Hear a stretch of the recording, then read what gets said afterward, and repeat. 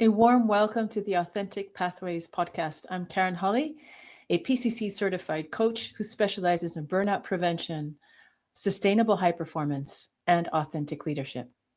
For this podcast, I interview inspiring leaders who are aligned with their values and have meaningful and positive impact in their communities. This month, I'm speaking to Jaime Koppel about the power of service leadership. Jaime is an experienced strategist and advocate with 25 years dedicated to education equity, justice, and community led change across philanthropy, government, and the nonprofit sector. For the past 15 years, she has focused on resourcing and uplifting grassroots organizers dedicated to transforming public education and building a racially just world. She spent nearly a decade at the Communities for Just Schools Fund, where she helped the organization grow significantly by doubling its donor base and grant making power. Whether she was leading school discipline reform at the US Department of Justice or helping pass the raise age law in New York, Jaime has always focused on dismantling unfair systems. She's a Columbia MPA grad and Public Service Award winner, and she blends a big picture policy perspective with a genuine heart for community led change.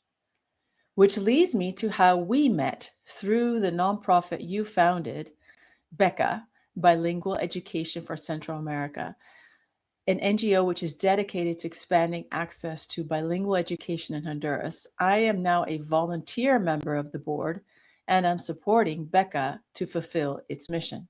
Well, it's great to have you here, Jaime. I really look forward to hearing more about BECA and particularly your experience and views on service leadership.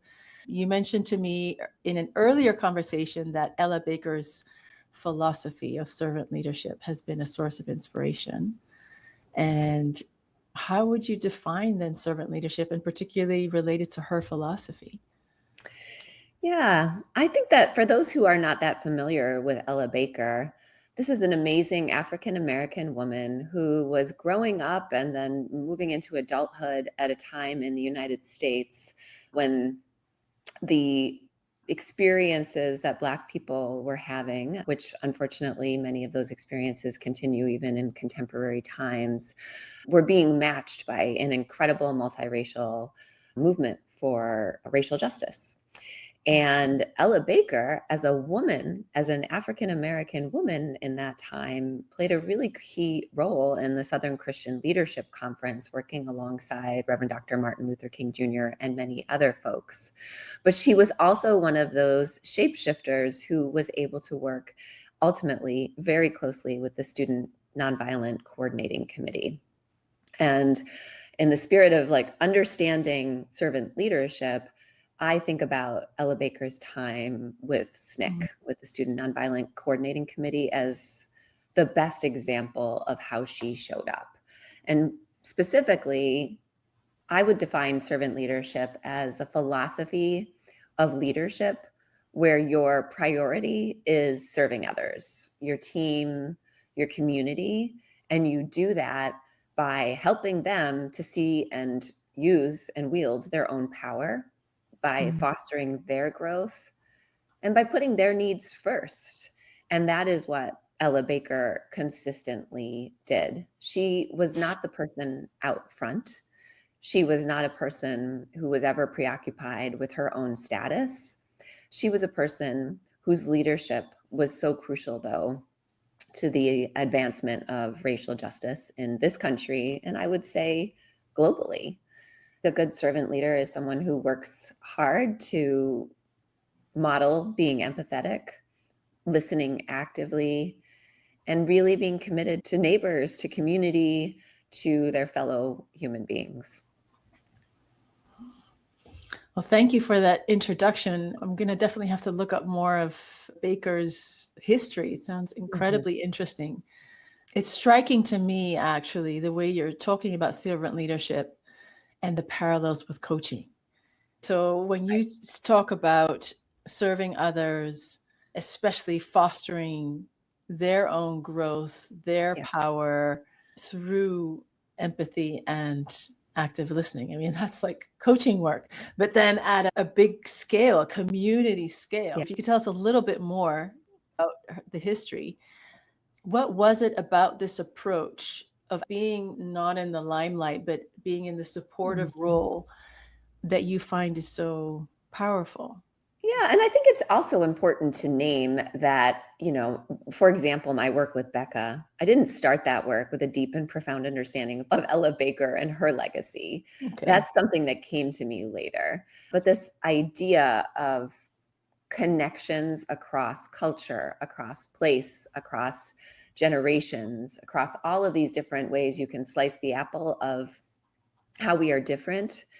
I think as I was seeking out a way to strengthen my own understanding of some of the things I was experiencing in the work I was doing, both with Becca and with other organizations and places I was working and communities I was living in, she became someone I was reaching for. And again, I think this is a person who started really playing very administrative roles. She was the field secretary for the Southern Christian Leadership Conference. She kept the wheels rolling on the bus as all of these very charismatic leaders, these preachers, were out front representing the movement. And she was deeply respected at a time when women were not in positions of leadership in many kind of very public and overt ways, and Black women even less so.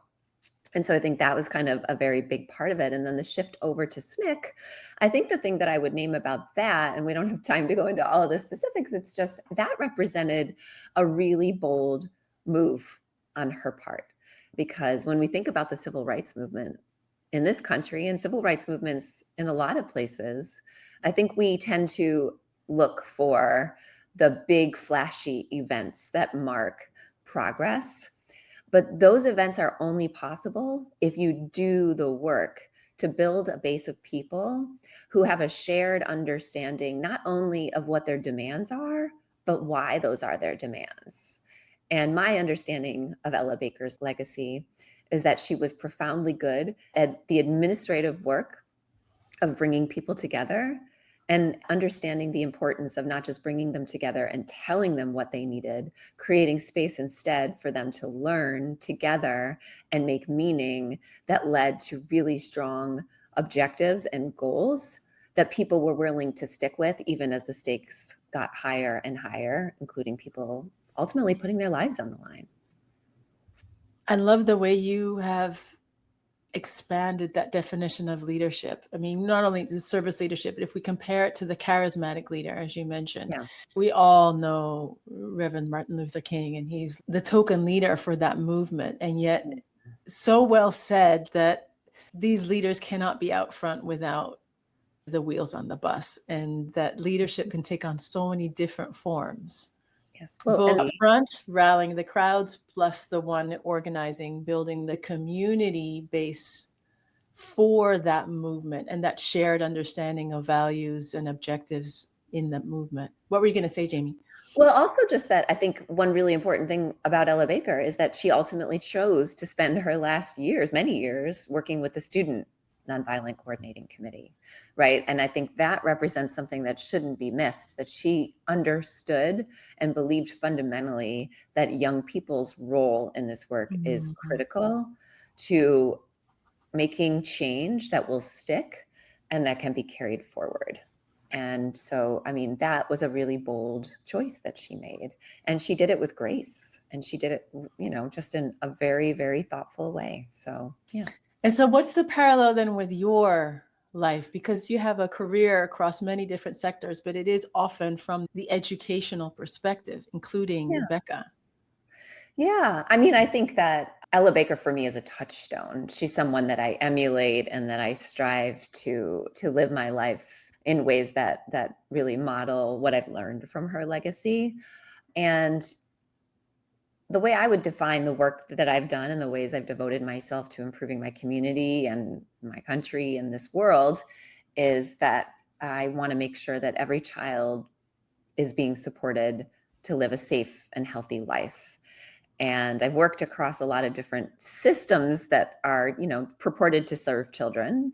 I really fundamentally have spent the most time working to ensure that schools are places that cherish children, that see possibility for them, and that lay pathways in front of them that let them reach their goals and support their communities. And in the case of BECA, stay connected, because my work with BECA, which I can certainly pivot to talk a little bit about, when I arrived in Honduras in September 2001, I wouldn't say I was arriving with the level of humility I now have.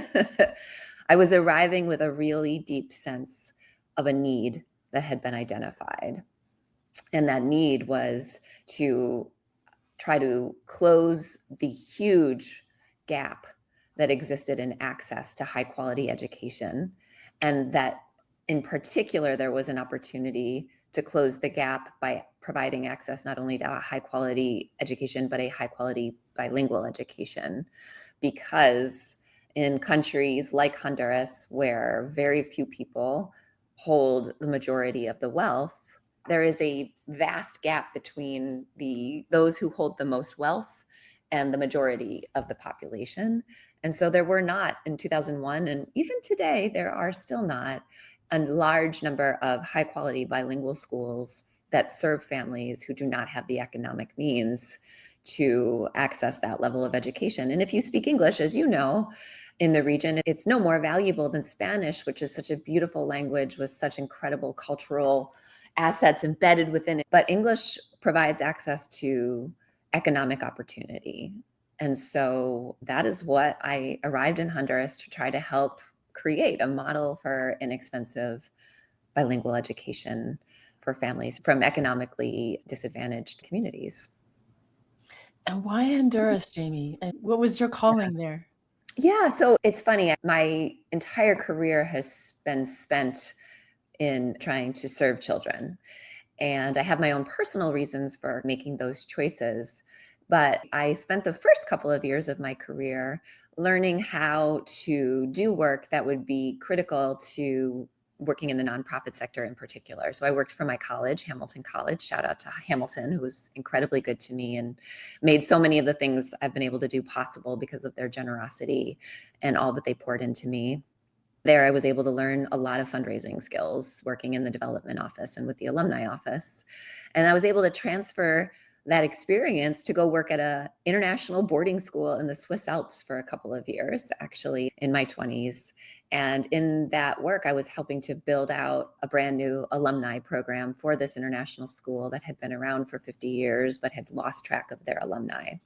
And so through that work, which I always knew wouldn't kind of be my long-term work, but I was, again, learning incredible skills, I connected with an alum who was living in Honduras. And really, the story begins with Mitch. A few years before that connection was made, Hurricane Mitch leveled schools. It leveled infrastructure across the region. And in particular, most schools in Honduras, most public schools were completely destroyed.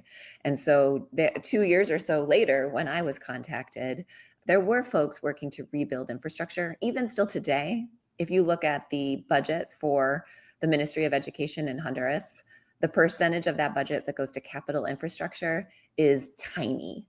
And so there was no government support really, or very little, to rebuild. And so NGOs and all kinds of community efforts were being deployed to build. And then there were folks who were bringing in supplies. But what I learned in a research project that I just decided to pursue after this conversation with the alum was that nobody was really addressing how the moment provided an opportunity to address the wealth gap. And that bilingual education was what kept coming up in conversations with people on the ground about what they wished for their own children, and they didn't see folks working to provide. And so I quit my job because I was 25 and I believed I could do anything. And I moved to this little community outside of San Pedro That's amazing. Sula. And that's how we got started. How long were you there for then? I was there the first time about 2 years. By then, we had established ourselves as a nonprofit organization here in the United States, specifically to be able to fundraise for our work and to have the kind of legitimacy that we needed to be able to recruit international volunteers, which was very much how our model was sustained for about the first 15 years of our work, recruiting service-minded. And this is where my study of Ella Baker's work really came in, right? I arrived without a lot of humility and quickly learned how much I didn't know and how much I could learn from my new Honduran colleagues and friends. And so that was a quick lesson in humility that continued to provide learning for many, many years, I'd say even still through today. And so that shaped how we started to build BECA's volunteer model, right? That we were not looking for folks who wanted to come down and sharpen their Spanish skills and travel and get to know the country. Those were certainly added perks that people could experience, but we were looking for folks who were service-minded and wanted to really become a part of a community that was willing to welcome and embrace them and do this work together of providing a high-quality bilingual education. And the skill that our volunteers brought was their English, and everything else was something that they could learn from our partners whose lives had been built and were being sustained in this place we wanted their children to be able to stay in so that their families didn't have to be torn apart. So thank goodness for Ella Baker. Can you give some examples of what did the local community teach you and teach the volunteers? Yes. I mean, so many things. First of all, so many of us arrived in Honduras without a basic understanding of how to live in a much different kind of low resource in terms of the things that we had access to environment than we were used to. It was important to learn how to use a pila to scrub your clothes in a way that would ensure you didn't contaminate the water, how to be really mindful of cleanliness in so many different ways, how to not waste a single item. I always thought I was a really good, thrifty person, but just seeing the ways in which people could make beautiful art out of bottles, out of old cans, out of everything, seeing an entire family on a bicycle with the dad also holding building supplies for the small little casita they had worked so hard to build, and that it wasn't that they were going to do it all at once, that instead, you know, many families, if they were lucky enough to be working towards the goal of their own home, they might build it over the course of 5 years. When they could afford a few more bloques, they would buy them, they would add to it. Mano de obra, you know, the work of a person's hands, like the literal work of your hands, was something that so many of us who had that gift of having access to high quality education, and so we had the intellectual power to be supportive of children learning in ways that were really enriching, had so little experience with what it means to contend with a society that wants to do right by its citizens in many cases, but candidly, offering a little bit of my own political framing, has been under the thumb of countries like the United States for centuries. And so it's not that the people are not incredibly capable and brilliant and warm and inviting. It is that they are contending with so much that has been taken out of their hands by places that are not even connected to them in terms of geographic proximity. And so the opportunity to learn things like that, there were so many of them. That's amazing. But you have to be open to that and to be able to live in a bit of hardship circumstances, and then also have the service mentality, and that you're not there on a holiday, but you truly want to make a difference. So for many people, Jaime, I think this would sound like incredibly sacrificing and be like, why on earth would you go live in a poverty-stricken area and help out? What's in it for you? There's a part of this in which BECA is not that different than many organizations that create these authentic opportunities for intercultural collaboration and connection. But I would say that what BECA does particularly well, or has done particularly well over the years, is to be incredibly deeply committed to a small number of communities. And so over the years, people have said many times, like, why don't you scale that? Why don't you package the model? And I think a part of my answer to that question was always because being committed to our work isn't about you take this and you plug it into another community and it just works.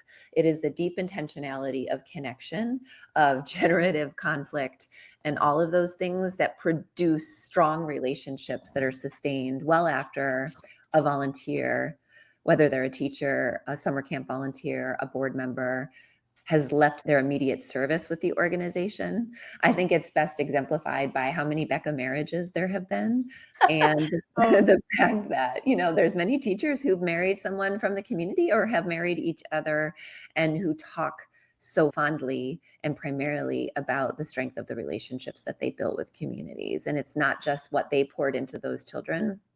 It is what those families poured into them when they were struggling with the heat, when they might have gotten dengue, when they were feeling overwhelmed by not being able to make photocopies because the power had been out every afternoon, when they couldn't call home because of that same kind of situation. Just when all of the things started to feel too much, a family they were connected to would see them and would support them. And, those host families, those families in our school, they are what make our work possible. And that is what we offer our team. That is what we offer the BECA team, is access to that. And that takes a lot of work. I would say in this season, post-pandemic, I can see how BECA is seeking to get back to those roots in terms of the fatigue I think our communities are facing in Honduras as well. The whole world lived through COVID. BECA's schools had to go online for several years. And for those who are listening, imagine you are a family whose children have to learn. For the first year, we were online on a phone. So they have to connect with their teachers and learn in English, which is their second language. And they don't, like wealthy children, have access to English language everywhere they go. They really have access to it just during the school day. And they might be sharing a phone across multiple children. And they have to get the credit for the phone, the saldo for the phone. So many challenges that mean our students fell behind academically, but our teachers and students also lost that opportunity, and our families, to build those connections that were so crucial.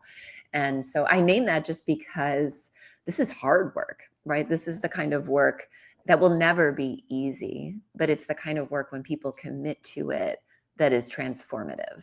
And that's why I think it's really valuable. There are no quick fixes when it comes to really doing the work together, homeschool partnerships, to make sure that our children are learning not just how to read and write in multiple languages, but really how to be critical thinkers and what their role is in society and being civically engaged and civically minded. So those are some of the things that I think our work makes possible, BECA's work makes possible. And so I think that that's so special that you highlight the connection and the relationships part. I mean, that's what I've been impressed by as well with BECA so far, that in my role now is a volunteer member of the board. Thank you. That there's other former BECA volunteers on the board, former students on the board, former teachers that are now on the ground that used to be students. Yes. And it is quite the community, and locals are saying the BECA family. And yes. That is absolutely beautiful to hear, and how these families then with so little are offering so much to the volunteers that come and really take them as part of the community. I think the word that comes up to my mind is humbling, indeed, to come from such privileged backgrounds and then have people give so much love and attention, even though they don't have the material means to do so, but they do have that love to give. Yeah.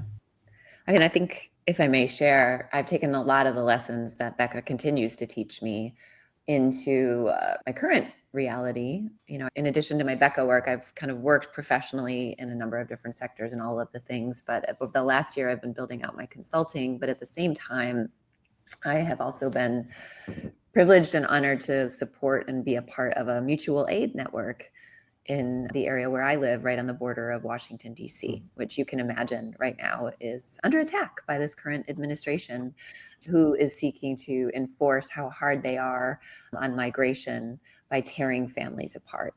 And so I think the mutual aid is not well understood in many spaces, but how it differs from charity is that charity seeks to reach a hand out and offer something to someone who may not have it and needs it. But mutual aid is neighbors helping neighbors.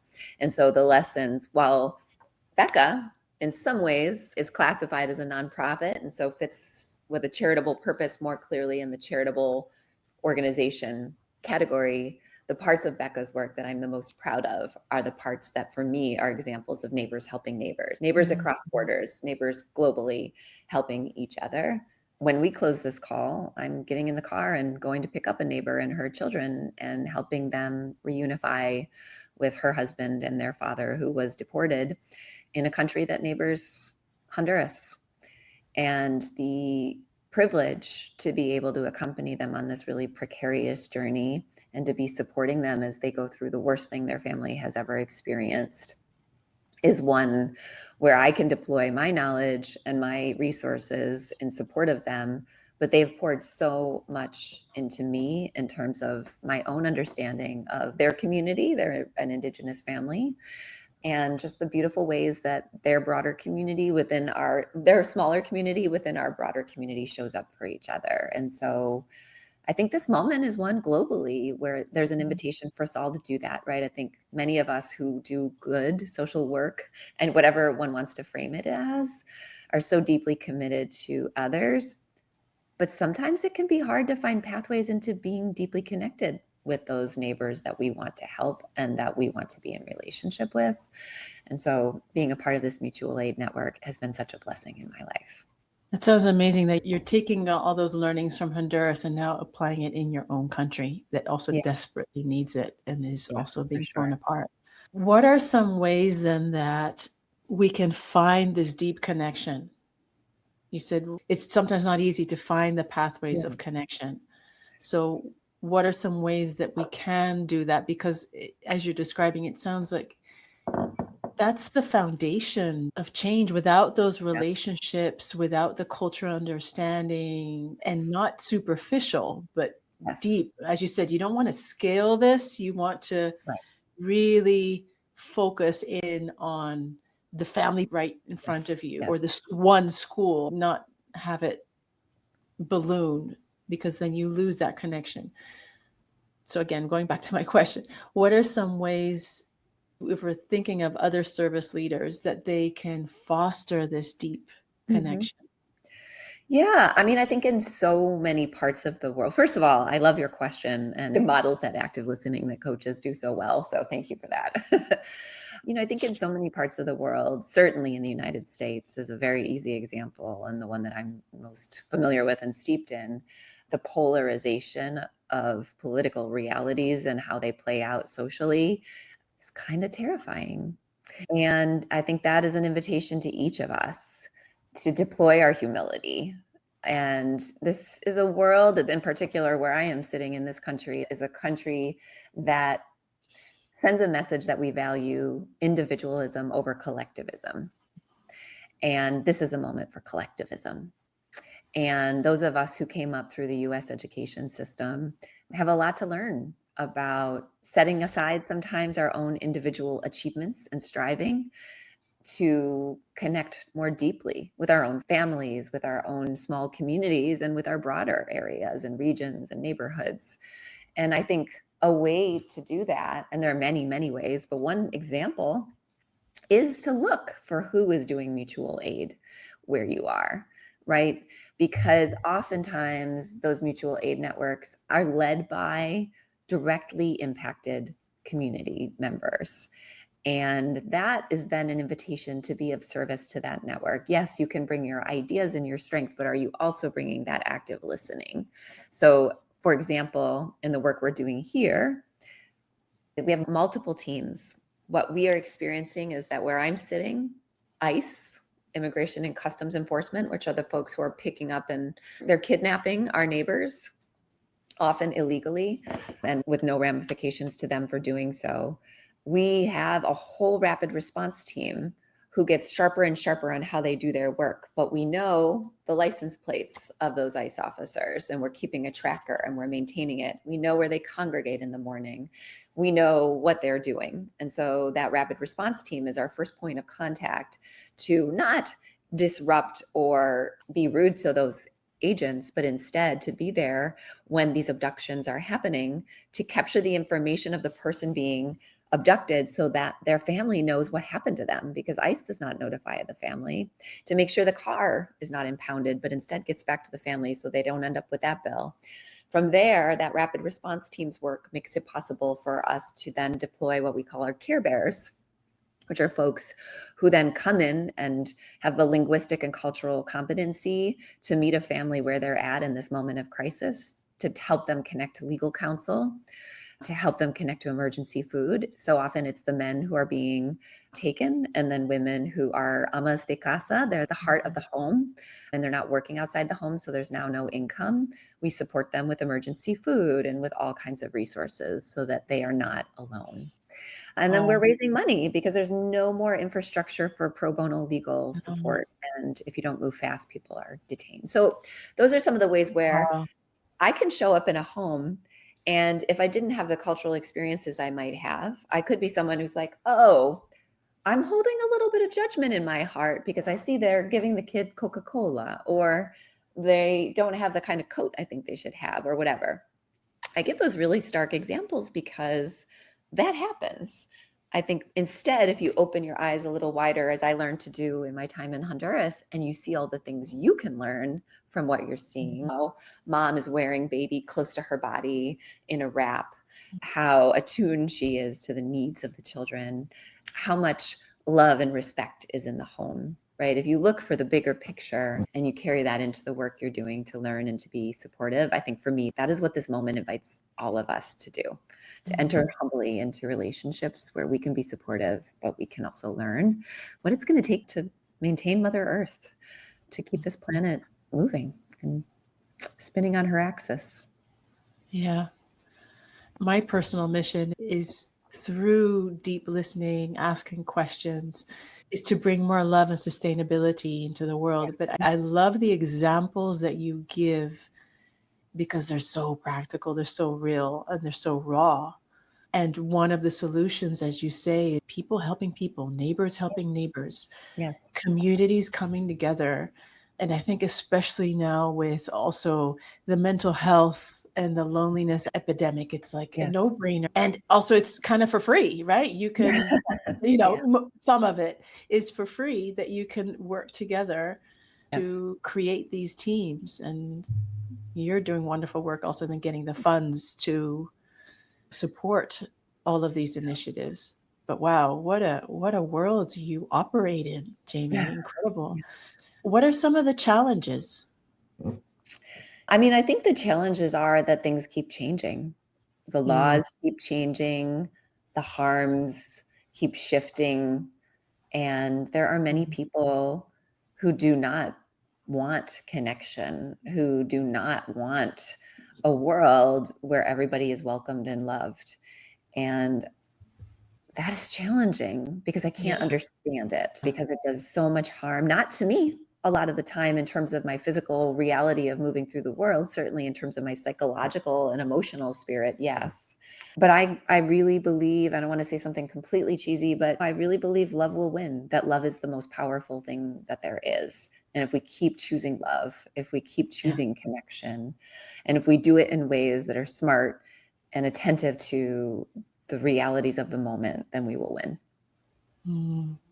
And maybe that's the motivating factor, right? Is the love. And I think that's where that comes back to the service-oriented leadership, prioritizing the needs of others. So where do you find that balance, Jaime? Because that comes up with conversations that I have with other leaders about service leadership. They're like, yeah, and then I burnt myself out, right? Or I became really negative and resentful because of all the harm that I do see. How do you stay positive? How do you stay sane? How do you prioritize sometimes your own needs? It's an interesting question because I think this is where I'm a work in progress. And anyone who says that they're not is probably not being authentic or true to themselves. And for many, many years, the work with BECA in particular was such a hustle that I was so stretched to the breaking point many, many times. But my deep commitment to the communities that we were partnering with, to our teachers, etc. Even though the candle was flickering many, many times, they kept the candle lit. I think that it's really been beautiful to learn a lot from generations younger than my own in the last 10 years. Before I stepped away to start my consulting business, I was a part of running a national collaborative that raised money to and resourced grassroots organizers advancing racial justice in and around schools. And that work that our partners that we were resourcing were doing was similarly exhausting for them in ways that sometimes my work with BECA was. But the ways in which they modeled the importance of healing justice, right? And this idea of healing justice, because we all need to understand that we shouldn't have to stretch ourselves to the point of breaking just because we believe in something that isn't being well resourced by other folks. And that, a massage might be nice, but that's not healing, right? Or even a one-on-one with a therapist occasionally. Like, it is really how we ground ourselves in the connections of understanding that we care about each other and want each other to be well, and that we're creating space for each other, right? So it can look like any number of things, but I didn't grow up learning, right? I grew up learning like you do the thing. It goes back to the individualism, right? Like, you want to keep doing, you want to show what's possible, you want to achieve. And my own lessons came quick and fast around the way that we needed to be humble within that, the way it needed to be collective. But what has come later is the lessons around like how you can do it in ways that don't come at the expense of your own well-being. And what's hard in that, the part I'm still really grappling with, and where I'm finding so much love and solace and connection in this mutual aid work, is that I can say that from where I sit in a place of general privilege. But a lot of folks are on the front lines and they don't have access to the same kinds of resources that I do. And so stepping away is a very different calculus for them than it would be for me. And so I think that as a world, we just have a lot of work to do. And there's a lot we can learn if we look to Latin America. Organizers the world around often look to the incredible movements for justice over the last decades, many decades in Latin America. And those are not the mainline stories people tell, in my experience, about the region. Indigenous-led efforts, people coming together, the ways they learned, the ways they supported each other. It comes back to, I believe, a fundamental part of healing and wellness is being better grounded in cultures of connectedness, but also cultures of collectivism, because then we have each other to lean on when we need each other.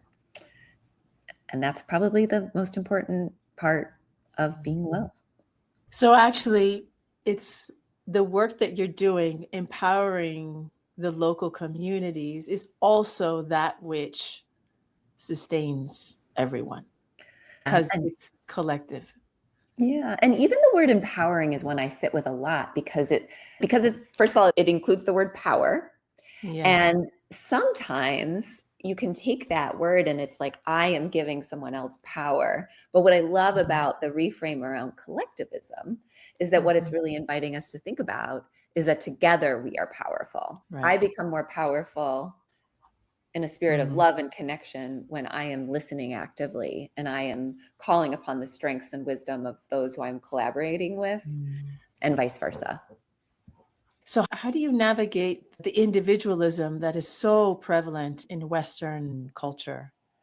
That this idea of collectivism and being together powerful is so foreign almost to, absolutely. The Western cultures. I mean, I think part of it, candidly, is knowing when that's the conversation that needs to be had. Because in all the things I've described, what I haven't talked as much about is a lot of the work I've done over the last 25 years has been raising money. And, money is such a thing that people spend their time striving for. And so to be raising money for things like Becca's work, but not exclusively, right? I've raised money for the racial justice and education work I described here in this country, and I've raised money in a lot of different contexts, right? You have to understand, what is it that your primary purpose is in inviting people to resource something? And it may not be that the person who you are inviting to provide those resources really needs to understand the fullness in that moment, right? I hope that it comes over the longer term funding relationship, that they really kind of get more steeped in some of what I've shared already. But I think it's knowing our roles, knowing like, what does it take to keep the lights on, like just really sorting through some of those things. I think that's like the non-glamorous side of leadership, right? It's really understanding the role that needs to be played, but also just being really honest about what is possible. I think that, that is also a really important part of doing that, quote unquote, well. So when you refer to the role that has to be played, it's speaking their language, the donor's language, or addressing needs that they think might be important, whereas it might not quite Yeah. be what the community needs, or like, how do you Thank do you for that? the invitation to clarify that, because I think what you're naming, it's actually making sure in those conversations that you're focused on clarifying very clearly what the needs of the community, the project, the effort are, and not what the donor thinks those needs Okay, are. right. So doing that work, but without, sometimes I think, the openness to understanding, like, oh, but if you do it this way, then you could scale it, right? It's not always the conversation about all of the things I've talked about here. Like, this is what we're doing together. People want to know how many more children will be literate. And those are really important things. Like, an organization like BECA needs to hold ourselves accountable to those things. But those are the things that we do to strengthen our model. The model needs to continue to be led by the collaboration of the community members who are running the school on a daily basis in coordination and collaboration with us. But they are not typically in the conversations with donors who are in a position to make bigger contributions. And so it's like really understanding, what is it critical that those donors know about the how of the work versus the what and the why of the work. Maybe it's a little bit more of that, is what I would say in response to your thoughtful question. So, Jamie, to wrap up, my Authentic Pathways podcast is inspired by values. What would you say are some of the top values that you live by? Because I feel that if we can do that, we can live a fulfilled, meaningful life. So part of the reason why we do this kind of work, or I'm assuming in service leadership, is because you get meaning and fulfillment out of it. It isn't always fun, but it brings you fulfillment and purpose. And a lot of other people go around their lives lacking meaning, lacking purpose. And you, I think, have found it, even though it's been very challenging times. Yeah. So you're balancing this, living your values and finding fulfillment in dealing with challenging situations versus an easier, more comfortable life, perhaps more corporate, privileged. And yet you've chosen for, helping people that really need it. Why have you chosen for this service? It goes back to my own childhood, when things were very challenging, but I always knew that my schools would be a safe haven in the storm. Mm-hmm. And the ways in which adults saw me and supported me and believed in me and told me I was powerful, it is a set of lessons that I will never let go of, that guide me in everything I do every day. And I fundamentally believe that every child should be supported in those ways. And that's why I've worked to improve child serving systems in all the work that I've done, but my focus has really been on schools, because I see us slipping away. And even 25 years ago, I saw us slipping away from valuing the public square that is public education here in this country, and the ways in which lack of access to quality education in other parts of the world, like Central America, is intentional. around ensuring folks are not able to authentically live into their purpose and their power and their best lives. So I've really felt that there was no other path but to be committed to providing other children the same kind of support that I was blessed to have. And so I think I'd say, as a result of what I've just shared, like my values are really around humility and connection and just always being in a learning posture, understanding that what I know today is what I know today. And hopefully what I'll know tomorrow is just a little bit more. Well, thank you so much for the work that you do. I'm glad there are people who dedicate their lives to this. And it's fascinating how your childhood and this education you had has shaped your person. And that's just, it goes full circle, making sure that every child also is safe and healthy and has a good education. So thank you, Jaime, Thank you. for being on the podcast with me. Well, what a treat and what a delight. And thank you for what you're moving in the world, and in particular for all that you're pouring into BECA. I'm deeply grateful. You're very welcome. And for me, it's about bringing these positive messages and the messages of love, the messages of connection amidst all the negativity that's also out there. Like, as you say, we need to focus on love leadership and service leadership and this connection to combat the other forces that are also at play. If we only focus on winning, no one will win. No, exactly. And we need to do it together. That's right. That's another lesson that I think it's really shown through from our conversation. The power of the we. The power of the we. I love that. Yeah. All right. Well, thank you so much, Jaime. Yes, likewise. And till another time. Sounds good.